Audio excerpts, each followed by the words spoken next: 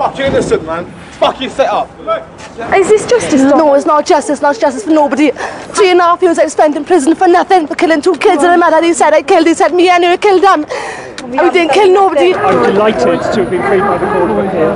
I'm delighted to have been cleared, but it's taken an awful long time. I want to be with my kids and my husband and my family. They've had enough trauma. One police force in Britain has a disturbing record of locking up the wrong people in murder cases. I don't think I've ever experienced an hatred like I feel now, and I don't like hating anyone, but that's the kind of feeling I have for the police now. It's a police force accused of making up evidence which has sent innocent people to jail for life. We knew then, from that moment on, that we were going to basically be framed. You're a bunch of fucking white guys! Tonight, Panorama reveals that evidence was fabricated in their biggest ever murder case, where a senior officer should have been arrested as a suspect. And the question you should be asking is, why wasn't anything done about that? I mean, when I saw it, I was amazed. It's the story of a force with a record.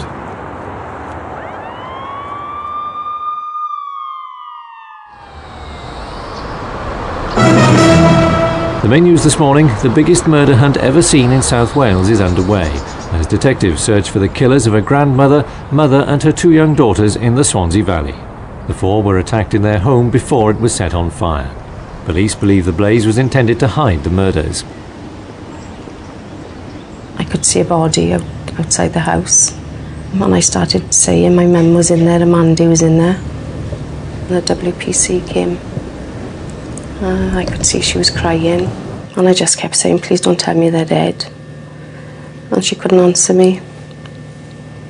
And then she said, I'm sorry. She said, I'm really sorry, they've gone. The victims were Mandy Power, her 2 little girls, Katie and Emily, along with their disabled grandmother, Doris. All had been beaten to death with a pole. When the first body came out, or the first child came out, and they were trying to resuscitate him, the injuries the firefighters outside found on the child indicate to us and raise the alarm bells that this was not a normal call. The killings left the whole community shocked. Almost immediately, the police learned that Mandy Power's private life could hold a clue to the murders. It emerged that Mandy Power had been having a lesbian affair with a married woman. She was Alison Lewis, the wife of a serving South Wales policeman, Sergeant Stephen Lewis. The affair was coming to a head, and Alison was on the point of leaving her husband.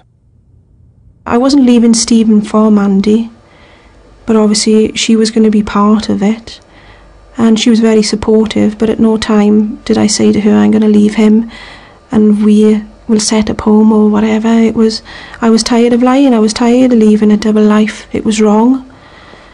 It had taken its toll on me, and I was just grew tired of it. Did you see your future with Mandy?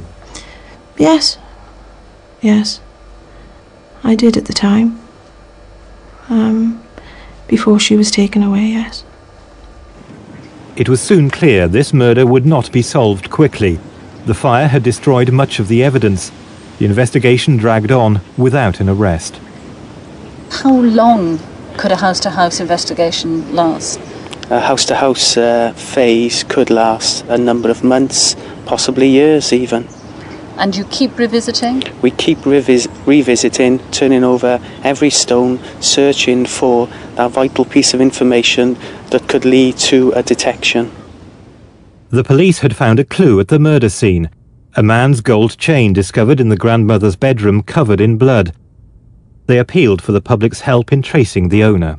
The chain itself is 9 carat gold. It's a solid gold. It's 20 inches in length. It's got a beveled curved link chain. A year and a half after the murders, they finally connected that chain to a suspect.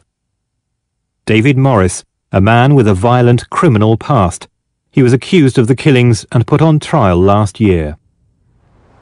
Morris said he'd been having an affair with Mandy Power. The prosecution case against him was that on the night of the murders, he'd been in a local pub drinking heavily. He'd also taken drugs. They claimed that around 11:30, Morris left the pub to walk to Mandy Power's house. They said he was determined to have sex with her. When he arrived there, the prosecution said Mandy refused him sex, so he killed the whole family in a drunken rage. The prosecution claimed Morris then walked home, forgetting he'd left his chain at the house. But David Morris's family have never believed it. Would you stand by him if you had any doubt at all? No, never. I'd never stand by him. No, never. No. No, I wouldn't do it. You're shaking your head, Brian. I wouldn't stand by him. If I thought he had done it, I would never stand by him. But there's no, he hasn't got it in him to do this anyway. I know he got a violent past and all that, and he's taking drugs, he's drinking all that. Criminal record, he's got a criminal... Yeah, you've always... Criminal record, there's violence involved, heavy drinker, drugs... Yeah, but this is entirely different, isn't it? You know, there's 4 people being killed here, 2 kids and... There's no way he hasn't got it in to do that.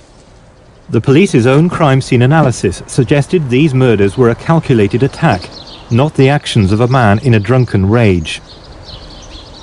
Police knew that Mandy Power and her 2 girls had been out for the evening, leaving Doris in the house alone in bed. Forensic evidence indicated she could have been attacked before the others even arrived home. As soon as Mandy and the 2 girls came back, they were killed. But if that's right, then the murders were not committed by someone lashing out angrily after being rejected for sex. The only explanation they can think of as to why David Morris would commit those crimes was that he must have been drunk, high on amphetamine, and that in this psychotic state he'd gone up to the house and, having been rebuffed in his advances, had then gone berserk and carried out these murders. The evidence is completely against that scenario. The evidence is of these murders being carried out by somebody who had planned them and who was exceptionally careful and competent in the way they covered up after themselves. After killing the family, it seems the murderer then showered and tried to destroy all forensic evidence by burning the house down. When the first attempt failed, the killer appears to have returned to the house at least once to try again, checking how the fires were going. The last of 4 blazes in the kitchen did most damage. It was started around 3:45 in the morning. Morris had no alibi, but his family have always accepted his story that on the night of the murders he'd started walking to his mother's house to stay, then changed his mind and returned to his flat in the early hours of the morning. Morris had always denied to the police the gold chain was his, but in court he finally admitted it was. He claimed he'd been having an affair with Mandy, and said they'd had sex in her house the day before the murders, when he left his chain there. But the jury did not believe him. Morris was found guilty, and last year he was sentenced to life in prison, with a recommendation he'd serve at least 32 years. The verdict today brings to an end a 3-year-long inquiry and nearly 12-week trial. A lot has been said about the judicial system in this country. Here it must be said, it did not let us down. We are devastated by the verdict, but we are unable to understand the evidence that was presented to the court. We are told by David's lawyers that there are good grounds for an appeal, which will be commenced straight away.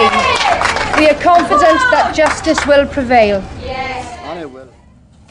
For 6 months we've been investigating the Clydach murders inquiry.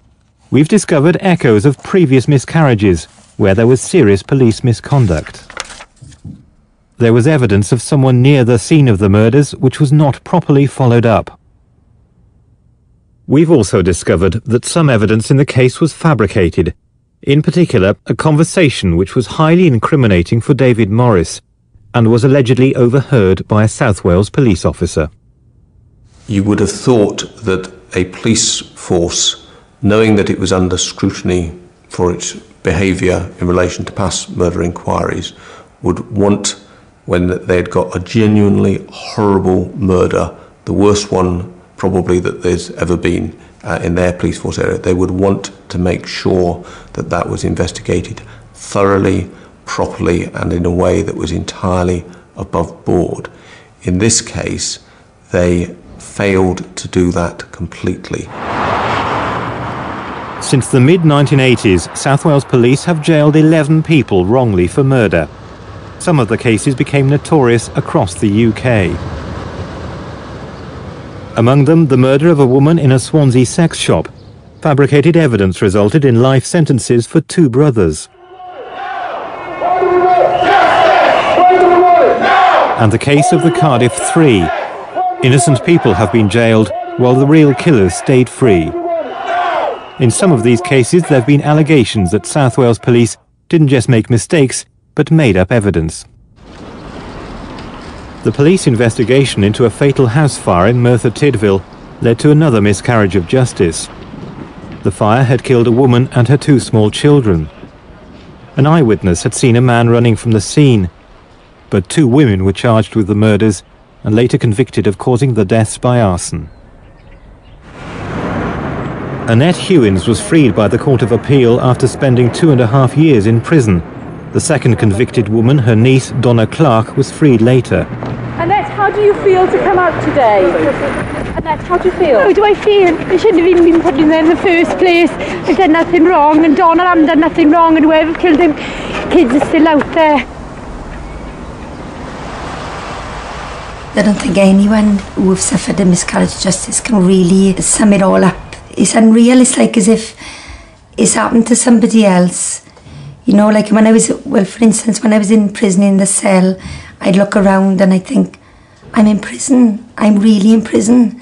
And I think, but I haven't done nothing wrong. And I think, well, I shouldn't be in here. I want to go home now. When Annette Hewins was on remand in prison, she was pregnant. Later, when the baby was due, she was taken to hospital only at the last minute. We hadn't got down the road, a couple of 100 yards maybe, and they had to stop the ambulance on a roundabout. And I gave birth to Joshua in the ambulance. But all through the labour pains, I was saying to the ambulance man and the 2 women officers who was with me, I'm innocent, I've done nothing wrong. They're going to take this baby from me, and I haven't done anything. Annette's son Joshua is now almost 7, and his mother has a new baby. Favourite song? What's your favourite song? She'd spent 3 years away from her family in jail for a crime she did not commit. In prison, she suffered a nervous breakdown and became a heroin addict. I just fell apart then. And I remember us saying it won't be long, because Joshua was born in December. The trial was starting in February. I thought I'd be home in the March. I thought at least he'll only be a couple of months. He won't even notice, I thought. I never expected to come home when he was 2.5 years old. He likes this splish splash. Annette is now suing the police for malicious prosecution, alleging they'd manipulated a vulnerable witness to give false evidence. There seemed to be a whole series of very high-profile offences where obviously the police are under a lot of pressure to get results, and where there doesn't seem to be enough evidence to prosecute someone. The police seem to resort to manipulating or fabricating evidence in order to secure convictions. South Wales Police are now reinvestigating some old murder cases. One of them was in Cardiff's Docklands, a very different world now from the 1980s. But it was a murder here then which led to one of the worst miscarriages Britain has ever seen. The body of Lynette White, a prostitute, was found with multiple stab wounds in the rundown flat she worked from. A huge police hunt was launched, and soon they had an important lead. An eyewitness reported seeing a man acting suspiciously near the murder scene. The man seen virtually outside the flat that she used to take clients to must be the prime suspect. A man was mumbling, incoherent. I gather he was crying at times too, blood on his hands. That is right. He certainly is a person who we must speak to at this time. He's about 35 to 40 years of age and between 5'8" and 6 foot tall. He's cut himself. He's also got blood on him from the deceased. As in other cases, that original suspect was never traced. Instead of one white man, murder squad detectives arrested 5 local black men who were all charged with the murder. 3 of those men were later convicted. Innocent! Fucking innocent, man. fucking set up. The Cardiff Three would spend 4 years in jail before being released on appeal. It's probably one of the worst cases of its kind that have ever come before the courts of the United Kingdom. And I don't think it's been fully recognised, although the repercussions are finally penetrating well beyond the Welsh borders. And I think the reason why it's so appalling is it demonstrates a willingness by a large number of police officers essentially to fit up the wrong people. The review by South Wales Police of old murders which had resulted in miscarriages has led to this case finally being solved, 15 years after it happened. Geoffrey Gaffour was trapped by new DNA evidence. Last summer he admitted murdering Lynette White. He told the court he acted entirely alone and even apologised to the Cardiff Three who'd been wrongly jailed. What's the last 15 years been like for you, the others who were wrongly accused? It's been a struggle, but we've kept our heads up, kept going forward, and hopefully we were hoping that this day would come. Do you think you can get on with your life now? No, because I want an apology, I'm angry, I'm vexed, and I'm bitter. Really bitter. The police fabricated evidence against me. It destroyed my life, my family, marriage, job, all went, and they don't care. Somebody's dead, somebody did it, somebody's going to jail, and they didn't care who. I understand that there's many questions that are going to be asked and still exist in this case. But I think today is about the conviction of the man who killed Lynette White. Is there going to be an apology? And Cardiff Three. And please have the public inquiry, sir, into what happened to us, into the way the first police officers treated us, set us up on purpose.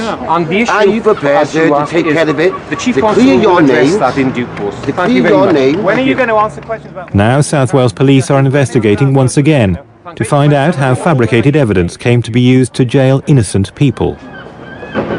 2 prostitutes and 2 rent boys gave evidence to say that they were present while the 5 accused in the original Lynette White case stabbed and killed Lynette. They gave most graphic accounts of how they saw this happen and indeed were forced to take part. We now know that none of those 4 can remotely have been telling the truth because Mr. Gaffour had no remote connection with any one of the 5, much less all 5. 4 people commit perjury. Why? How? How can this have happened? And they committed perjury giving interviews and statements to the police. So what does that mean about this case? Well, what it means, in a very simple nutshell, is the police forced them to do it. The police forced them to give versions of events which we now know cannot have happened.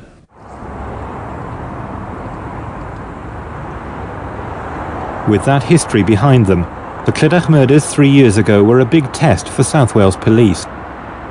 We've been examining how the police conducted their investigation. Yet again, there was critical evidence early on which was not properly followed up. In the early hours on the night of the murders, a young woman was driving home. Nicola Williams was near Kelvin Road, the murder scene. I was on my way home from Cardiff. It was about 2:30, and I was coming up to the junction, and where that white van is, I saw a young couple. They seemed to be having a disagreement. I heard some raised voices, and just carried on going up the hill. And as I was driving up the hill, I saw there was a man walking quite briskly, and I saw him just here under the lamppost. He was quite tall, quite stocky, dark cropped hair. He was wearing dark jeans, trousers, and he seemed to me like a shiny bomber jacket. And he was carrying a bundle under his arm, quite a large parcel of some sort or kit bag. This was only a few dozen yards from the house where Mandy and her family had been attacked and killed. It was after the murders, but before the final fire was lit. He looked at you? He did, yeah. And you looked at him? Yeah. How far away was he at that point? A few feet away, looking straight through the windscreen. The day after the murders, Nicola Williams reported the sighting to the police. Within a week, she'd made an e-fit of the man she'd seen. The police never released it to the public. What you would expect is for that to be broadcast immediately everywhere, because it's your hottest lead, and that's even assuming the police for themselves weren't able to spot the similarity between that EFIT and people who already figured as suspects in the investigation, which frankly one would have thought was obvious to even the most useless detective. The police didn't have to look far to find someone who resembled the EFIT, one of their own officers, Sergeant Stephen Lewis, the man whose wife had been having an affair with Mandy Power. But if they'd made the connection, the murder team were keeping it to themselves. If we have a person quite close to the scene, walking to the scene at 2:35ish, corner of Grove Road, the person becomes important to eliminate from the inquiry. And so if it is you, if you're the person, just give them a description, carrying this baggage or whatever it was, something under their arm, please come forward. Stephen Lewis had told the police he knew nothing of his wife's affair, so he had no motive for the murders. But Panorama has discovered the police had other crucial information early on which contradicted that. Within days of the murders, we've learned, the police had been told Stephen Lewis had known of the affair. 2 days after the murders, South Wales Police received a phone message. Mandy Power, it said, had been threatened by her lover's husband, and he was a police officer. Detectives interviewed the witness in the pub where he said he'd spoken to Mandy Power. It was just weeks before she'd been killed. The witness told them Mandy said both she and her children had been threatened by the officer. And there were more messages.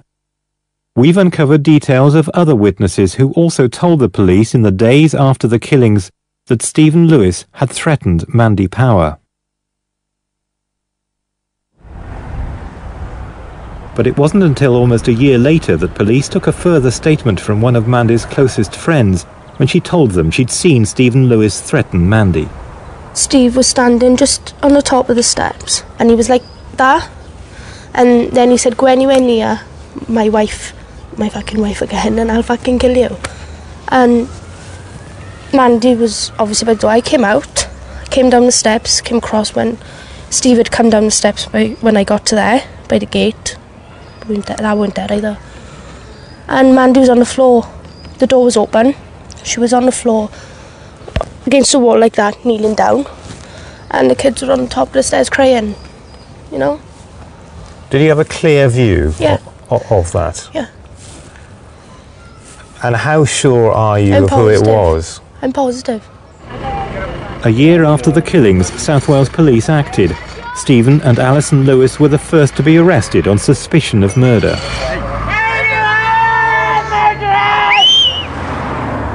By this time, the police had been told Stephen Lewis had threatened Mandy Power, and they also knew someone like him had been spotted near the murder scene.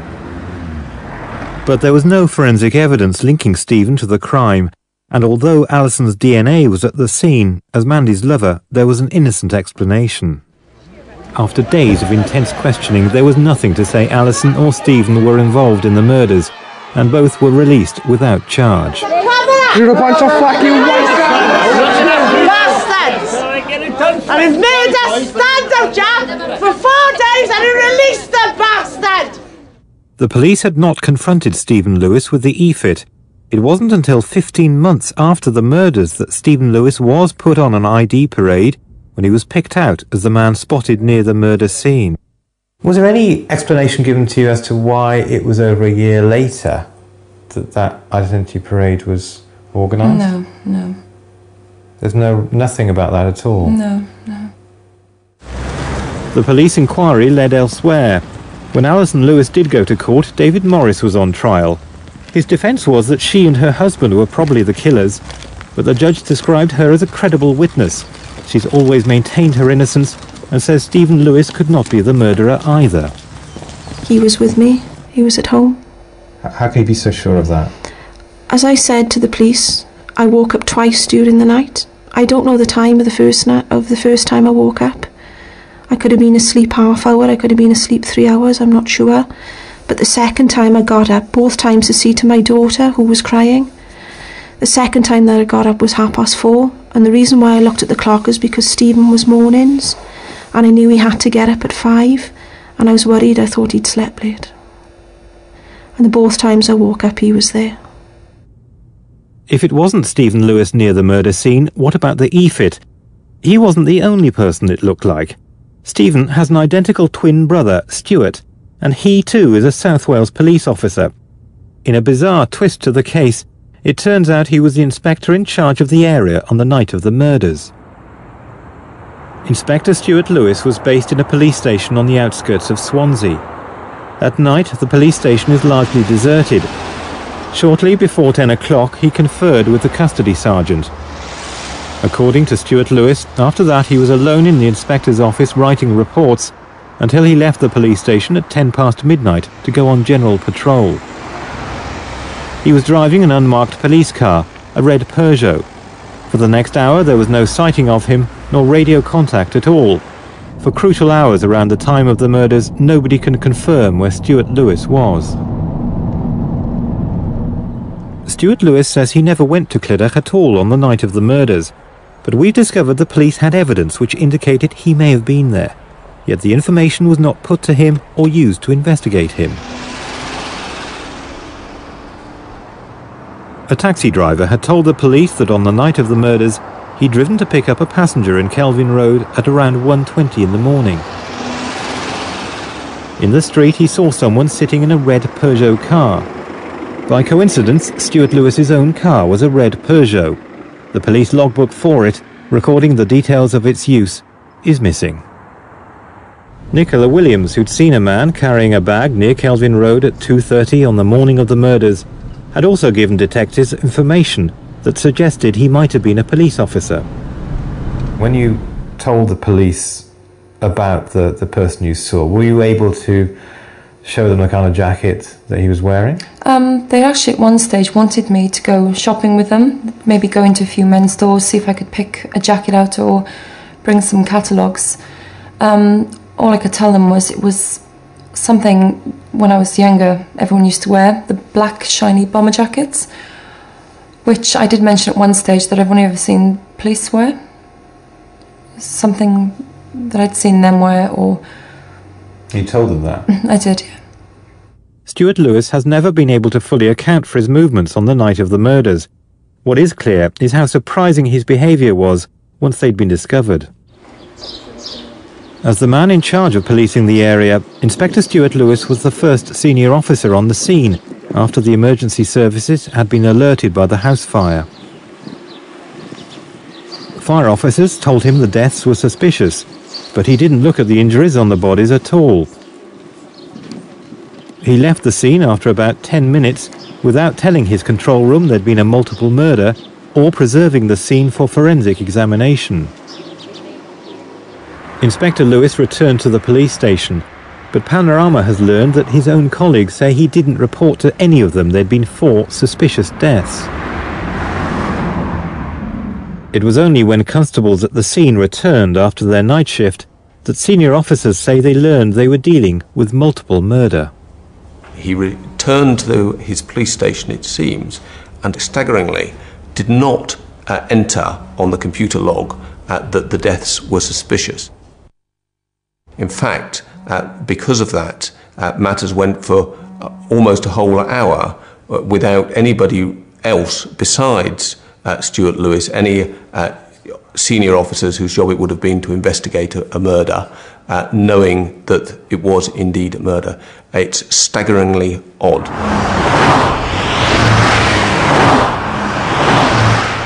Senior officers in South Wales knew straight away Inspector Lewis's behaviour had been odd.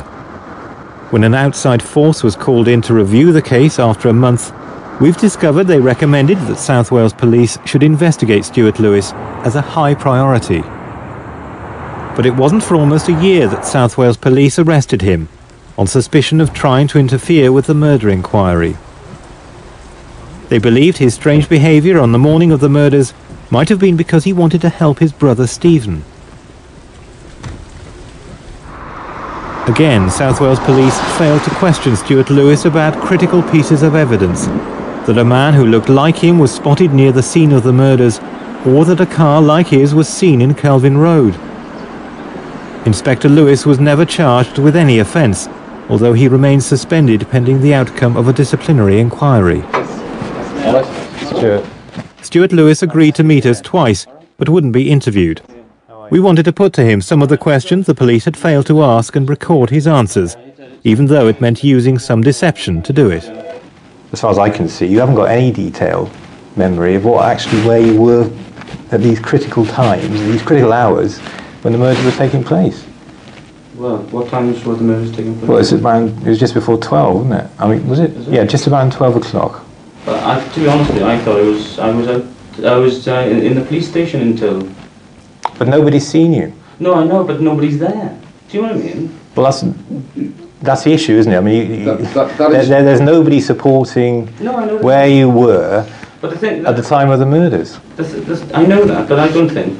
Like, I mean, it's just like, have I got up with my alibi here? I mean, it's just, you know, nobody's ever said that I'm responsible for the murders. I mean, I didn't even know the woman. This witness sees somebody going up Get Beyond the Road, carrying a bundle, and makes a description. Yeah. Okay, of somebody at this critical time. And I mean, I'm sure you've seen this, haven't you? Yeah. Now that, she makes this e-fit a week after the murders. Now that, I mean, that is a very good likeness of Stephen, your twin brother, or you. Or Morris. I mean, that doesn't look like the Morris that I've seen. The person who's been convicted of this murder, David Morris, you've seen him in court, haven't you? Yeah. Was he anything like this person you saw at the time? Nothing at all, no. You're absolutely sure? Positive, yeah. When I saw that photo of it, basically, I remember looking at it and thinking, Jesus Christ, look at that, right? The thing is, there's people been on the team who I've worked with, people have stayed in my house, people I've gone out socially with. And when I saw that, I thought, Jesus Christ, you know, that's an amazing photo of it. And the question you should be asking is, why wasn't anything done about that?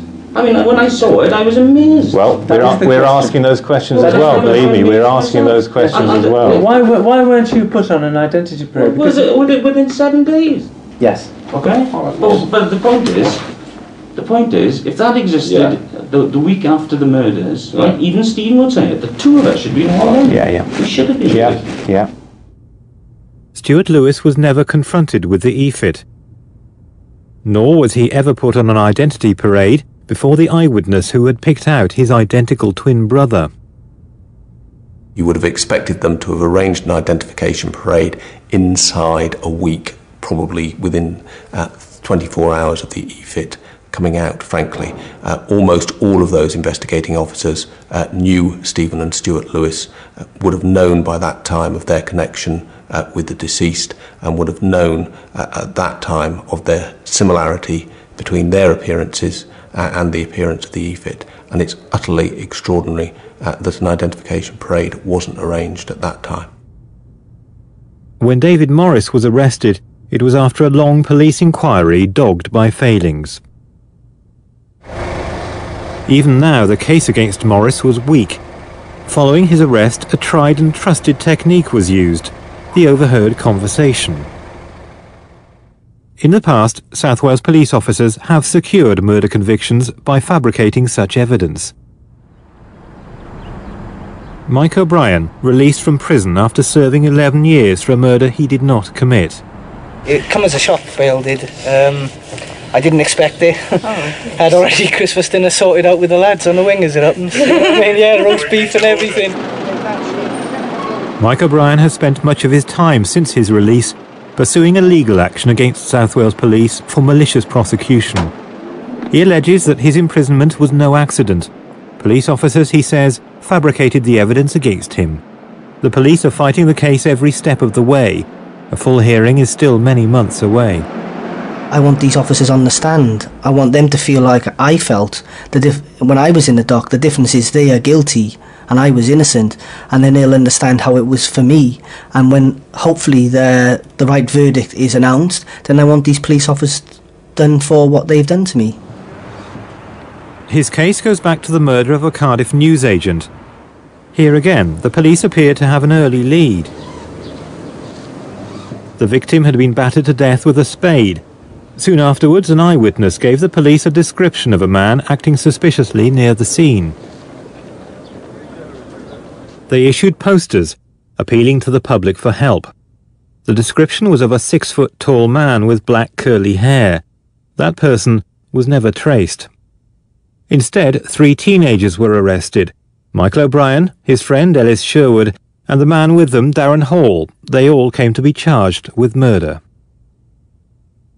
The strongest evidence was the confession of Darren Hall, but he was a fantasist who's since been diagnosed as a pathological liar. I think what happened was that they tried to put together a case around Darren Hall and the 2 people he was with. The evidence didn't fit, so they were trying to create some more evidence to bolster the case and to make it look stronger. They must have realised that Darren Hall wasn't terribly reliable. So one final nice strong bit of evidence that would clinch matters would be an admission from Michael O'Brien and Ellis Sherwood. The 2 were in next-door cells in the police station when a detective said he overheard a shouted conversation. They're going to charge me and you? No, they're not. All they got is Hall. He's grassing us. Can't hold out much longer. I may have to tell him the truth. Don't do that, we'll be fucked. Can't hold out much longer. I might have to tell him what's happened. You're talking about life. Being on remand means nothing. The officer claimed he was able to overhear what they'd shouted to each other. Just keep your mouth shut. He quickly scribbled down a note of it on the back of a police expenses form. What he'd recorded was close to a confession. I think someone's listening. I'll catch up to you later, okay? My reaction was one of horror. I turned to my sister and said, "Paul, this is effing lies." I remember the exact words I said to him. I just couldn't believe what I was seeing. But I knew that we were up against it. I knew there was a serious attempt to put us in prison for something we never done. And the worst thing about it, I felt so powerless. I couldn't do nothing about it. It was too late. All 3 were convicted and jailed for life. Again, there'd been fabricated evidence, and again, innocent people were in prison. 7 years ago, I made a film revealing some of the witnesses had been pressurised by police, and one of the convicted men admitted he'd made a false confession. All I can say is I'm sorry that it ever happened. I'm sorry that me being the person that I am has put those 2 in total pain, suffering. It should never have happened. So. Are you a murderer? No. Never killed anybody in my life, never hurt anybody in my life. There was a new inquiry into South Wales Police's handling of the case by an outside force. Their findings led to a successful appeal. The investigation found that some vital documents in the case were missing, among them the original note of the alleged conversation in the cells. The report by Thames Valley Police was damning. They said, "It's difficult to avoid the conclusion that the absence of these documents is suspicious." Somebody had been in that room and them documents disappeared for a reason, and I have no doubt that there was foul play there to stop the truth from coming out. That has got to be very worrying indeed, and something the government should have taken notice. Somebody in authority should have gone, hang on a minute, something must be done here now.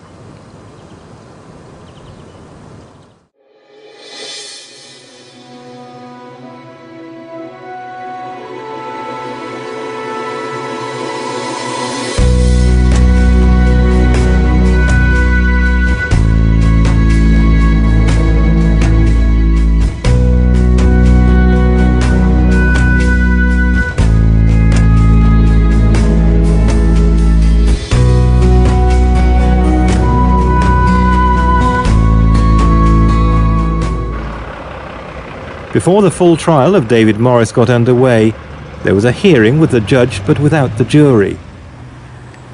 Morris's defence barrister argued the case should be thrown out because of the misconduct of South Wales Police. Until now, details of that misconduct have not been reported.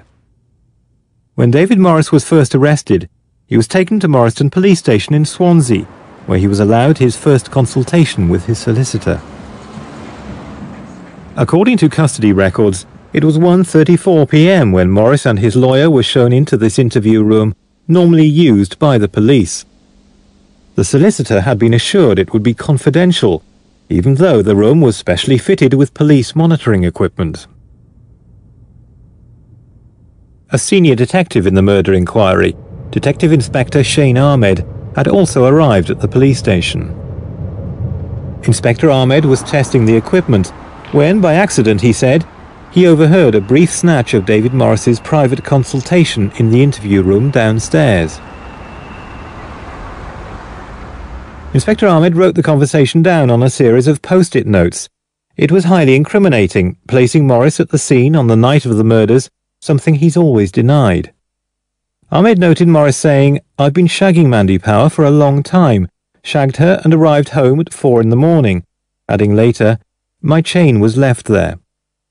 Did the conversation as reported by the police between you and David Morris take place? No. Because it is a very, on the face of it, incriminating conversation of David Morris, because he, for the first time, places himself at the scene on the night of the murder or thereabouts, saying, "I left my chain there, I got home at 4 in the morning." It's highly incriminating, and all of that within a few minutes, actually, of the consultation beginning. I can only repeat, Mr. Parry, that that conversation between David Morris and I that was reported by the police did not take place. He never ever said that to me. Transferring his rough notes to his notebook and an incident report book, Inspector Ahmed also wrote down the time he said it had happened. He recorded that time as 1:39. These documents were later tested for Morris's defence team by a forensic expert who specialises in handwriting. This is the time entry, 1:39. Above it is the word Tuesday, and here is remnants of some initials. I think that's D.I. Ahmed's initials, isn't it? Yes. Explain to me what you thought about that timing then. Well, all the writing on this cover was in ink of a black colour, but the ink here appeared to be slightly darker black colour, and it appeared as that the number might originally have been written in the lighter ink and partly overwritten in the darker ink. What originally was that timing then, do you think? There are several possibilities as to what it might originally have been. It's no longer possible to be absolutely sure what it read initially, but it might have been 1:20, the 2 having been now altered to a 3 and the 0 now altered to a 9. 1:20 could not have been right. The police custody record shows the consultation didn't even begin until 1:34. Inspector Ahmed admitted in court he'd altered the time to 1:39. He claimed he'd made a simple mistake. He also told the court that at 1:39 the monitoring equipment was switched off. After that, he said he'd heard no more. Yet 1:39 couldn't have been right either. Until just after 2 o'clock, the meeting was taken up solely with legal formalities. This was one of the most serious cases that had ever occurred in Wales. If David Morris had told me what the police subsequently reported he had said, I would remember it. He did not say it, and he did not discuss the case with me at all until after I returned to the room, having left him in the room for a short period at about 5 minutes past 2. It is not true that he ever said that to me, and he could not possibly in any event have said it to me before 5 past 2. At the hearing, the police were accused by Morris's defence team of an abusive process. They said the whole case should be thrown out. For legal reasons, it was decided David Hutchison should not give evidence in court, so the judge gave his ruling without hearing from him that the conversation had never taken place. I reject the suggestion that the investigating officers deliberately manufactured a conversation attributed to the defendant and his solicitor. That the conversation was manufactured amounting to a verbaling of the defendant, and I expressly reject the suggestion that there was any fabrication of the evidence here. During the hearing, Morris's defence team also argued there'd been police misconduct in the way they investigated the Lewises. That too, they said, was an abusive process. The e-fit of someone near the murder scene was critical. But Martin Lloyd-Evans, who'd headed the police inquiry, said the EFIT bore only a faint resemblance to Stephen Lewis. The judge was shown that EFIT. He was also shown a police document which compared it with Stephen Lewis. The document the judge saw had been produced earlier in the police inquiry. The EFIT is side by side with a photograph of Stephen Lewis. That image is a blow-up from a picture taken the night before the murders. But was the document accurate? We took it along with a copy of the original photograph to a forensic expert. I can scan part of the document in of the face. On it I've superimposed some arrows just as overlays to show the width to the height. I've then taken another image which is the zoomed up portion of the photograph, and again with the height and width overlaid as arrows on the image. And if I compare them and align them, I can very quickly see that the vertical arrow is not moving. So it means that the heads are the same height. But the significant difference is the difference in width. So the document, for the purpose in which it's been produced, could be misleading. How significant is that? Well, it's very significant because the faces look completely different, and I know this one is not a true representation of how the person looked. And in your experience, how often might that happen in a court case? Well, it shouldn't happen at all. The document presented to the court should be a true and faithful representation of the appearance of the people concerned. We have no way of telling if the distortion was deliberate, but it's certainly yet another failure in a flawed police inquiry. Given what a serious and terrible crime this was, for the inquiry to be conducted in that way really does cast very serious doubts on all of those involved in the investigation, but particularly those in charge at the very highest level of the investigation of their competence to be allowed to continue to conduct inquiries. The full trial of David Morris went ahead and he was convicted, but the jury never heard the weakness in the police inquiry revealed by this programme. It will be a shock too for the victim's family, who'd assumed justice had been seen to be done. It has been 3 long and difficult years since Mum, Mandy, Katie and Emily were so cruelly taken from us. And today we know that the evil person responsible for this will spend the rest of his life behind bars. David Morris is in a top security jail in Yorkshire. Information pointing to other suspects is by no means evidence of guilt in the murders. But failings in the inquiry do cast doubt on the safety of yet another South Wales murder conviction. Has he changed even since the last visit? He changes day to day. He's different every day on the phone and... Right. And in the times that you've been going, then there's been a real change in him, has there? Pardon, sorry? And the times you've been seeing him in prison, you've seen a real change, have you? But you haven't given up hope? No. No. What about you, Adele? No, I haven't given up hope. And how is that? How do you keep that hope going then? I know he didn't work.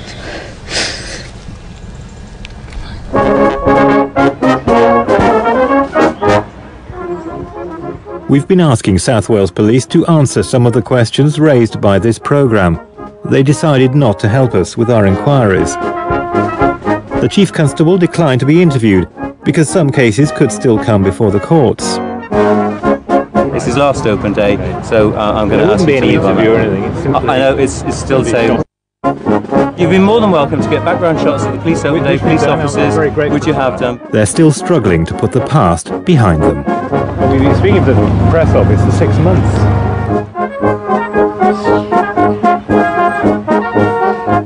I hope you've enjoyed the rest of the day that you've been here. I hope you've got the background shots that will help you with your programme. We've got the shots we needed, which is the Chief Constable. That's fine. That's okay.